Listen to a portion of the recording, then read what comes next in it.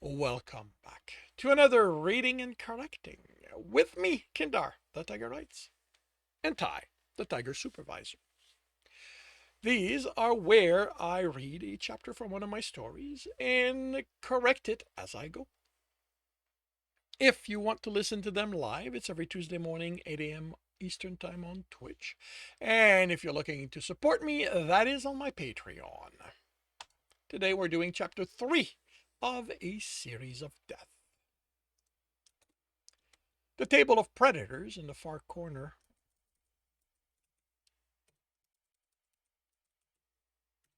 In the far corner erupted in cheers, and Marlot glanced in their direction.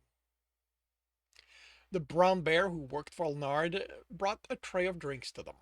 It made the watering hole louder than the last time he'd been here, but it didn't detract from the bar's atmosphere. This would be more enjoyable with Trem, he grumbled, returning to his drink and downing what was left of it. He winced as the motion stretched his injured side. He missed the days when he could shrug off any injuries he got during a chase. Now he'd have to go without for a few days while he healed.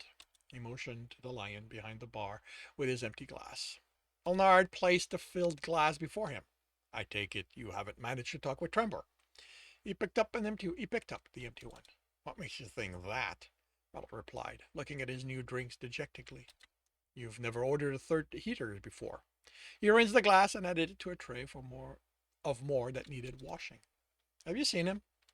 He hasn't been by since the last time you two were here. How about family functions? He asked, hopeful. You're all pretty tight, right? Elnard chuckled. We're close to our immediate family, but the extended family is so large, it's close to impossible for all them branches to. Yeah, that's a lot of close. Um, it's nearly impossible for all the branches to be close. The last time all of us were together, I was. He trailed off looked in the distance. 5, I think. Marlot nodded, wondering what that would be like, so many family members together. He sipped his drink. It had always only been him, his sister, and parents back home. There was the rare visit from his mother's father, and he recalled one of his father's sibling visiting once. Trembor's family dinners were terrifying, but also filled with love, and he drank half his glass. Don't drink so fast, Alnard said, placing a bowl of nuts before the wolf and then moving on to another customer. He eyed the nuts disdainfully, then grabbed a handful. He didn't like them. Too close to the green stuff for his liking. But nuts were protein, and he barely ate today. He was doing his best to stretch what was left in his cooler until he was healed. Right now, eating less still felt more attractive than the alternative. If he spent his food budget on prepared meals, he'd go broke quickly, and the artificial meat was shuddered as he contemplated having to eat that. You, someone said, taking the seat next to him, look like you've had a bad day. Marlot eyed the nervous-looking hare in the suit, who swallowed nervously under the stare. I'm sorry, I didn't mean to intrude. You just look like someone who can use the company. I'm mated, he replied, and winced internally. He had the contract, but what was that? What was that worth when the other party walked out on you barely days after it was signed? Trevor had wanted it too. He'd wanted Marlot to acknowledge their relationship for years. So why had he just walked out like that? Oh, no, not like that. The hare laughed nervously.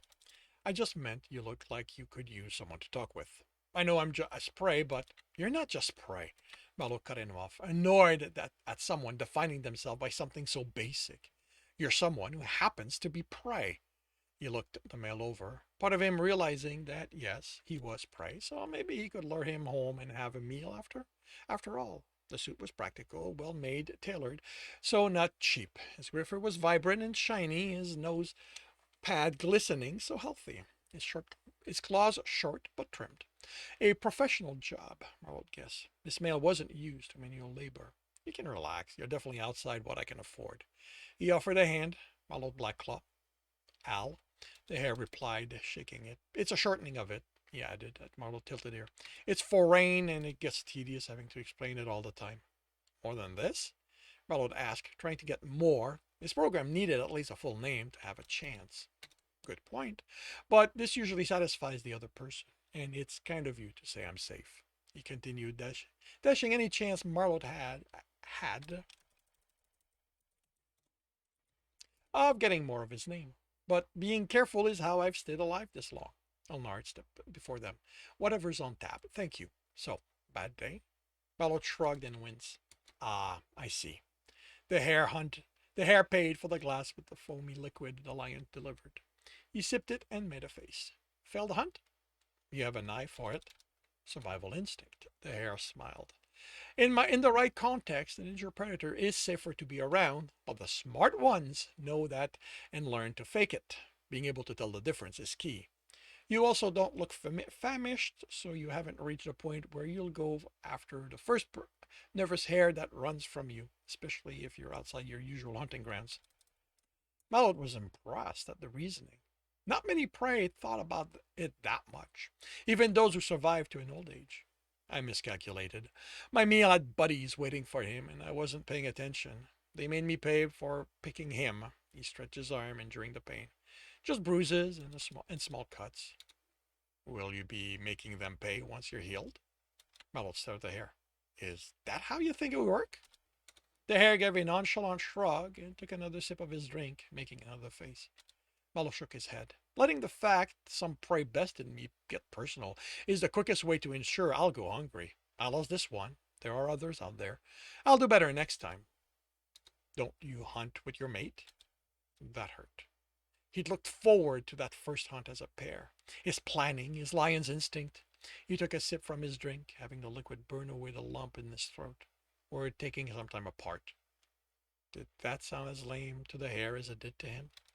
Oh. The hare looked shocked, but quickly recovered. I didn't think Predator had those kind of problems. Sounded like he had no idea what to say. Mallow's snort was angry. Everyone does, but never imagined he'd be one of those everyone. What had led Trembor to walk away? They'd been talking. The lion had been unreasonable in his demand they involve the enforcers after he'd promised his source immunity for the evidence he'd provided. He'd locked Trembor out of his pad so they could talk, so Marlot could explain his reasoning and get his lion to see he was right. Instead, Trembor had exploded and left without listening to one thing Marlot said. I suppose that's true, the hare said. I never had a family, being prey. I felt it was unfair to make someone suffer if I got eaten. Then I was too busy working to think that. To think of that. There's still time, Marlot said. From what I see, you're successful. That puts you in a safer position than most prey. You'll find yourself a pretty female, half cubs, make a large family. He trailed off. Remembered Trembor's siblings' cubs mobbing him. How afraid he'd been. But afterward, how fondly he looked back on the incident. How he'd looked forward to the next time. The hare shook his head sadly. It's too late for me. All I have is my work. I don't even remember what it's like to spend time with someone for more than a night's relief. It's never too late to relearn. Trevor wondered what led someone to prioritize their work so much they lost all other interaction. It distracted him from his own problem. What kind of male lived for work? What kind of prey? Wasn't their need to have children something of a genetic imperative? Maybe for others. He looked at his barely touched glass, made a face, took another sip. What led this male to sit here, force himself to drink something he didn't like? Was he so desperate for company? He had seemed confident enough, but still did. But that could be an act, Marlot thought. Social camouflage was a thing. Every assumption Marlot had made about this male's value was based on how he looked and smelled. Someone could spend their meager funds looking that way, instead of working at achieving it. It was why he relied on his program. It could see through the camouflage he couldn't. Should he follow that instinct this time?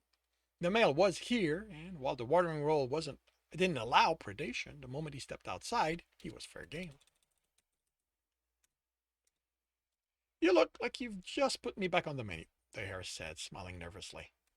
Malot shook himself. He was letting his hunger do the thinking for him. Elnard Bard was in a good neighborhood. His customers were comfortable, which meant productive, so more expensive. He couldn't afford to risk having to pay a tax outside his budget. It wasn't like the hare looked to have a lot of meat on him. What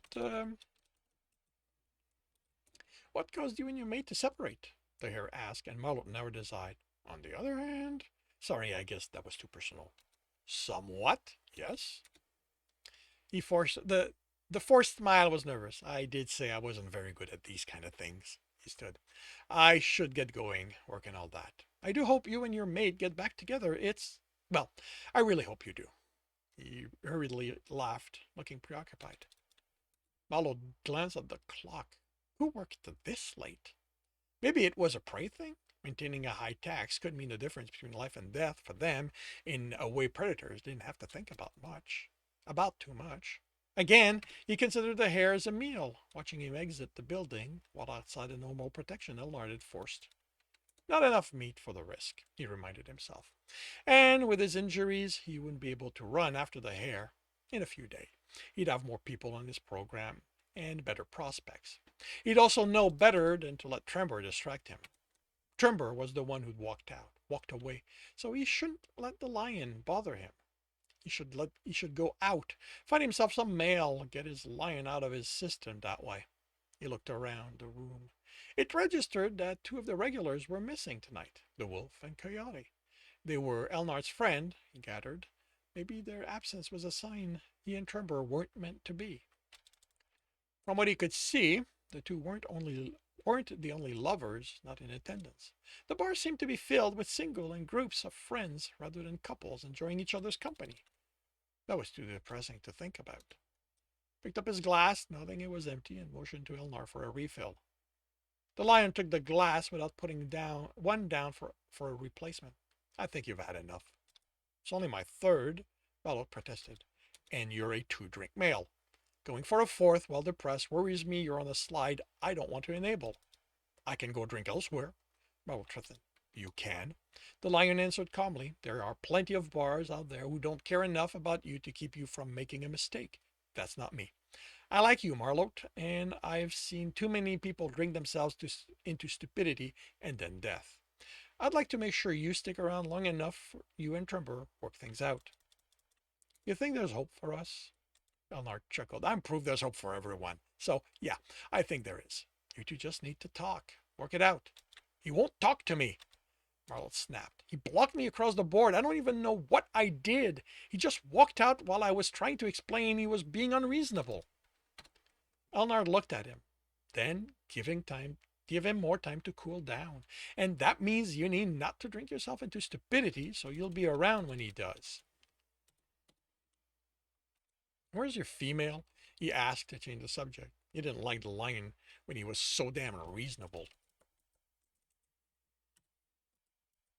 Tiff's traveling. He smiled wistfully. She's promoting her latest movie. Drez off with her. That explained why the wolf wasn't there. And the coyote was probably off with him, staying by his side, by his lover. Lucky them. How do you do it? Let her go like that? I can't stand that Trem isn't with me. The lion looked pensive, and when he spoke, Marlot had the sense he'd change his mind on what he'd say. I spent years pining after her, and years after I got over her is when she picked me. So I know she'll come back. Until then, we talk every night. I wish I could do that. Then do it. Marlot glared at the lion. He blocked me. Elnard let out a breath. You have a recording app on your pad, right? So talk to him through it. You can save it. You can save it. And you can save it so once you two are talking again, you can send it to him if it's still relevant. Even if you don't, it won't be stuck inside you, festering. Marlot nodded slowly. It did make sense, even if he didn't think it would help. Good. I have now done my bartender duty and dispensed sage advice. I have to move on to the other customers before one of them decides to start a riot. I can't enforce the no predation rule if I'm the first one to eat. Just go home, Marlot. You have to live your life regardless of what happened. Thanks. He stood. But to be clear, I'm still pissed that you're cutting me off at 3 drinks. You are welcome. Eleanor grabbed a bottle and a glass and moved to a weasel who looked like he belonged on a stage. At least when Eleanor's tigress was in the bar, she looked like the rest of them. Outside, the cold wind chased some of the alcohol fog out of his mind. In the car, he started it for heat and waited. He couldn't drive off like this. He had to let some alcohol burn out. He should go back inside where it was already warm. He took out his pad, brought up the recording app. He started it. Trem? He stopped, unsure what to say, feeling silly for talking to a recorder like it was someone. I thought you loved me. Stopped again. Watched the second of the recording turn into a full minute. You should shut it down. Why, damn it? How can you just walk away like that? How can you be so unreasonable that you won't even let me explain how you're wrong? How you were wrong? The world's not fucking dry and wet. It's not that clear cut. Sometimes it's just humid and it sucks. And you have to make deals with people you'd rather not, so justice will be served. And Allah be damned, he didn't have. That would make things worse. Trembor had been an enforcer. The law meant everything to him. If only he could see where there were times when the law just got in the way of justice. I just need to know why, Trem. If that one act of not following the law was enough to break us up, I need to know why you kept me around for almost 4 years. You can't say you were surprised. You've seen me work. I've broken the law before. So why did your claws break on this one? Tell me that, Trem, and I'll be able to move on. I'll be able to pick up the pieces you've made of my life and make something out of them. At least tell me that, Trem. Please? Shut the recorder and wipe away the tears. And that concludes chapter 3 of A Series of Death. If you are enjoying this, please leave a like. If you want to know when the next chapter is going to be up, subscribe and hit the bell.